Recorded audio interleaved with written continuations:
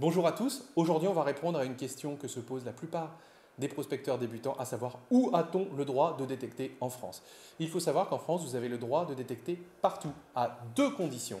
La première c'est d'avoir toujours l'autorisation du propriétaire et la deuxième c'est de ne jamais détecter sur site archéologique. Si vous respectez ces deux conditions, vous vous inscrivez dans le cadre de la détection de loisirs qui est libre et tolérée. Malheureusement, sur Internet, on peut vous lire tout et son contraire. Il y a des choses qui sont fausses, des choses qui sont interprétées. Nous, on va vous raconter vraiment ce qu'il en est. Et pour cela, on a utilisé des Playmobil pour reconstituer des scènes de la vie courante du prospecteur. La condition numéro 1, c'est de ne jamais détecter sur un site archéologique qui soit en cours de fouille ou qu'il ait été fouillé. Sachez aussi que si un site archéologique est recouvert d'un parking ou d'un immeuble, il reste un site archéologique même dans 200 ans. La détection sur site archéologique est réservée aux professionnels de la détection, c'est-à-dire aux archéologues qui, eux, seuls obtiendront l'autorisation préfectorale. Maintenant, la question qui découle de ça est qu'est-ce qu'un site archéologique? Un site archéologique, ce n'est pas forcément un endroit où vous avez une pancarte qui va vous dire « attention, site archéologique ». Ça peut mettre un endroit complètement au hasard, sans aucune substruction, aucune pierre, aucune tégula et même sans aucune cible métallique. Imaginez un site préhistorique, par exemple. Donc, il faut faire attention. Si vous vous trouvez sur un endroit où vous commencez à trouver 4-5 monnaies romaines, même au milieu de nulle part, il faut vous dire que ce site peut potentiellement intéresser l'art, l'archéologie et l'histoire. Et là, vous tombez sous le coup de la loi.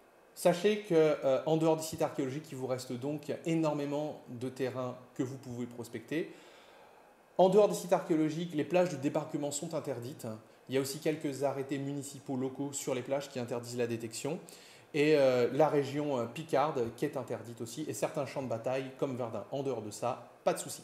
La deuxième condition, c'est d'avoir toujours l'autorisation du propriétaire. Il faut sachez qu'en France, il n'y a pas de terrain sans propriétaire. Il y a forcément des propriétaires privés ou publics. Prenons l'exemple des forêts. Vous avez les forêts communales, donc là qui appartiennent à une commune. Il faut demander l'autorisation au maire. Vous avez les propriétaires privés. Il faut savoir que sur une parcelle, quelquefois, vous pouvez avoir des dizaines de propriétaires qui ont quelques mètres carrés de bois et c'est très difficile de les retrouver. Et le troisième propriétaire, eh bien, c'est l'État, donc c'est nous en fait, c'est le peuple. Sauf que là, on a un gros problème, c'est qu'il faut demander l'autorisation à l'ONF et ils ne vous la donneront jamais. Bon, je sais que c'est révoltant parce que c'est le bien public, mais ils ne la donneront jamais pour des raisons qui leur appartiennent. Maintenant, les plages. Les plages, la détection, elle est tolérée, sauf sur les plages du débarquement. Seulement, si vous détectez sur une plage, on vous déconseille fortement d'y aller l'été pour ne pas gêner les estivants. Ce qui se passe, c'est que des prospecteurs sans scrupules ont fait un petit peu n'importe quoi sur les plages et donc maintenant, on a des arrêtés préfectaux, on a des arrêtés municipaux sur certaines plages qui sont interdites à la détection. Il y a aussi certaines plages où il y a quelquefois des épaves qui rejettent des choses et ces plages-là sont interdites, mais encore une fois, on les compte sur les doigts d'une main. Dernier cas, c'est celui des champs. Et là, il faut bien faire la différence entre le propriétaire et l'exploitant. Le mieux, c'est d'avoir l'autorisation et du propriétaire et de l'exploitant. C'est très simple. Pour demander une autorisation, vous pouvez aller sur le cadastre, essayer de repérer le propriétaire d'une parcelle. Ça se trouve sur Internet, vous pouvez aller en mairie aussi. Mais le plus simple, c'est de l'attraper pour lui demander l'autorisation quand il est en train de semer ou de récolter. Prenez toujours des parcelles au hasard. N'oubliez pas de demander aussi à l'agriculteur s'il est au courant de la présence d'un site archéologique ou non sur ces parcelles, car s'il y en a un, vous n'avez pas le droit de détecter. En fait, les agriculteurs, on a remarqué depuis des années qu'ils préfèrent donner l'autorisation verbale.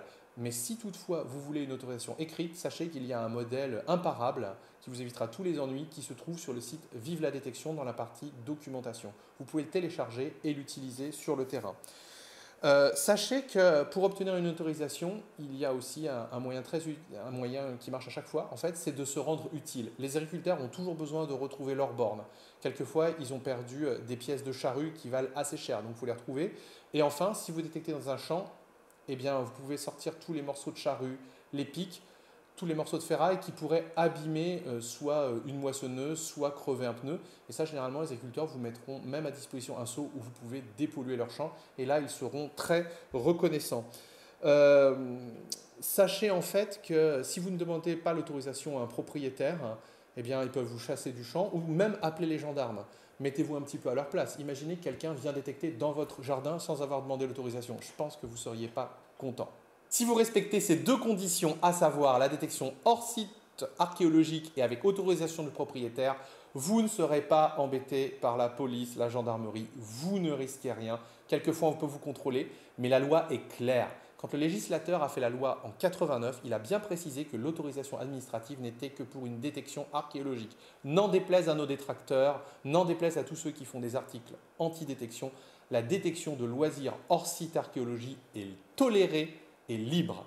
Enfin, sachez que si vous obtenez l'autorisation d'un propriétaire, mais qu'il y a un site archéologique sur l'endroit que vous avez détecté, cette autorisation n'est pas suffisante, même si le propriétaire vous donne l'autorisation. Parce que ça reste un site archéologique qui soit privé ou public. Mais encore une fois, vous avez quand même beaucoup de terrains à prospecter qui n'ont pas d'intérêt archéologique ou historique et donc de nombreuses belles trouvailles à effectuer. Bonne détection à tous et à bientôt.